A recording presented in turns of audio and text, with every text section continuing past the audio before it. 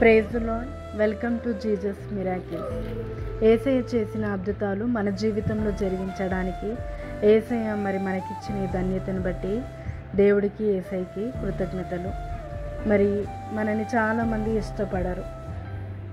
మనకి ఏదైనా ఘనత కలిగిందంటే ఇష్టం ఉండదు. మనము హై లెవెల్గా వెళ్తుంటే ఇష్టపడరు.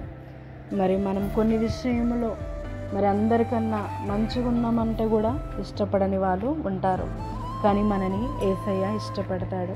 మరి మన కోసము ఇష్టమని తన ప్రాణాన్ని ఇచ్చి నిరూపించుకున్న దేవుడు. మరి ఒక వ్యక్తిని ఎవ్వరు ఇష్టపడట్లేరు. మరి ఆ వ్యక్తిని యేసయ్య నువ్వంటే నాకు ఇష్టము, నిన్ను బాగు చేస్తానని బాగుపరిచాడు. మరి ఆ వ్యక్తిని ఎలా బాగుపరిచాడో మనము చూద్దాం. లూకా సువార్త 5వ అధ్యాయము 12వ వచనము. ఆయన ఒక పట్టణంలో ఉన్నప్పుడు ఇదిగో కుష్టి రోగముతో నిండిన ఒక మనుషుడు ఉండెను. వాడు యేసుని చూచి సాగిలపడి, ప్రభువా, నీకు ఇష్టమైతే నన్ను శుద్ధినిగా చేయగలవని ఆయనతో వేడుకొనెను. అప్పుడు ఆయన చెయ్యి చాపి వానిని ముట్టి, నాకిష్టమే, నీవు శుద్ధుడు కమ్మని అనగానే కుష్టి రోగము వానిని విడిచెను. మరి ఆ కుష్టి అతనితో ఎవరు మాట్లాడట్లేరు. మరి ఎవరు పలకరించట్లేరు, ఎవరు సహాయం చేయట్లేరు. ఏదైనా ఉద్యోగం ఇవ్వమంటే కూడా ఇవ్వట్లేరు. మరి బ్రతికినంత కాలము ఎవరు ఇష్టము లేకుండానే జీవిస్తున్నాడు. మరి వారు ఊరి బయట బ్రతకాలి. మరి ఎవరితో మాట్లాడొద్దు, ఎవరు కూడా మాట్లాడరు. మరి అతను టచ్ చేసిన ఎవరునూ టచ్ చేయట్లేరు. భయంకరమైన రోగముతో బాధపడుతున్న, కుష్టి రోగముతో బాధపడుతున్న అతన్ని మరి యేసయ్య మరి నాకు ఇష్టమే అని అతని దగ్గర తీసుకున్నాడు. మరి అతను వచ్చి, మరి నన్ను ఎవ్వరు ఇష్టపడరు, నువ్వు అందరినీ బాగు చేస్తున్నావు, నన్ను స్వస్థపరచగలుగుతావా, నన్ను విడిపిస్తావా, నీకు ఇష్టమేనా, నన్ను ముట్టుకొని మరి బాగు చేయడం ఇష్టమేనా అని అడిగినప్పుడు యేసయ్య తన చెయ్యి చాచి మరి అతని దగ్గర తీసుకొని తనకి ప్రార్థించినప్పుడు ఆ కుష్టి రోగము ఆయనని విడిచి వెళ్ళిపోయిందంట. మరి వెళ్ళిపోయి అతను విడుదల పొందిండు.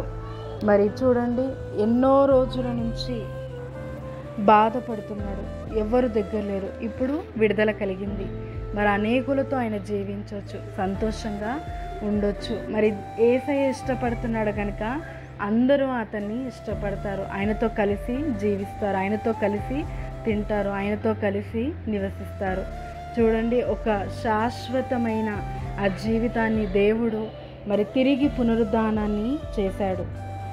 ఇక ఆ రోగముతోనే బ్రతికి మరి చనిపోవాల్సిన అతను దేవుడు మళ్ళా బాధకరముగా తనని ఎవరు ఇష్టపడకుండా ఉండని జీవితాన్ని యేసయ్య ఇష్టపడి అందరూ ఇష్టపడేలాగా చేశాడు. ఈరోజు నీ జీవితంలో కూడా నిన్ను చూసి తట్టుకొని వాళ్ళు అనేకులు ఉన్నారు.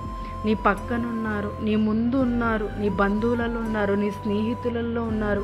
అన్ని విషయాలుగా నీకు అన్నీ తెలుసు. ఎవరెవరు ఏ విధంగా నిన్ను బాధ పెడుతున్నారో, ఇబ్బంది పెడుతున్నారో, నీ మీద ఏ విధంగా మరి నెగిటివ్గా ఉన్నారో సమస్తము నీకు తెలుసు. నువ్వు ఇష్టం లేదు కనుకనే ఆ విధంగా చేస్తున్నారు. కానీ ఈరోజు యేసయ్య నిన్ను ఇష్టపడుతున్నాడు. యేసయ్య నీ జీవితంలో ఇంకనూ గొప్పగా నిన్ను హెచ్చించుటకు ఇష్టపడుతున్నాడు. మరి ఆయన నిన్ను ఇష్టపడుతున్నారు కనుక మరి ఎవరు నీ పక్షము కాని వారు ఉన్నారో వారందరూ ఇష్టపడేలాగా యేసయ్య జరిగిస్తాడు. నీకు గొప్ప ఘనతనిచ్చి మంచి పేరుని, ఖ్యాతిని దయచేస్తాడు. మరి నీ వంటి ఆశీర్వాదకరంగా మరి ఎవరు ఉండరు, అంత గొప్పగా దేవుడు దీవిస్తాడు. మరి ఈరోజు ఆయన చేతిలో నీవు ఉన్నావు కనుక భయపడనక్కర్లేదు. మరి ఈ వాగ్దానము మరి శాశ్వతముగా బాధపడుతూ జీవించాల్సిన అతని జీవితంలో విడిపించిన దేవుడు. నువ్వే విషయంలో శాశ్వతంగా బాధపడుతున్నావో దాని నుంచి దేవుడు నిన్ను విడిపించి ఆశీర్వదించును గాక. ఆమె ప్రార్థన. తండ్రి, యేసుక్రీస్తు నామమున ప్రార్థిస్తున్నాము. ఇదిగో దేవా, ఎవరు ఇష్టపడని వాళ్ళని నీవు ఇష్టపడే దేవుడు. ఈరోజు మమ్మల్ని ఎవరు ఇష్టపడకున్నా ఇష్టపడ్డా ఇదిగో దేవా, నీ శాశ్వతమైన ప్రేమతో మమ్మల్ని ప్రేమిస్తూ మమ్మల్ని ఇష్టముగా నీ ప్రాణాన్ని ఇచ్చి మమ్మల్ని కొనుక్కున్నావు. తండ్రి, నీకు వందనాలు.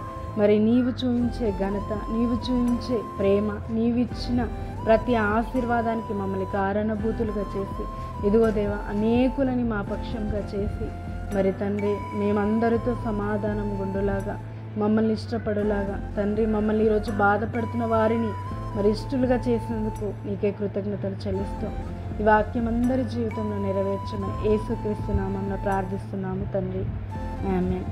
మరి ఈరోజు నుంచి నీకు సమాధానకరమైన మరి జీవితమును సమాధానకరమైన మనుషులను దేవుడు మరి నిన్ను ఇష్టపడేవారిగా చేస్తాడు. ఆమేన్.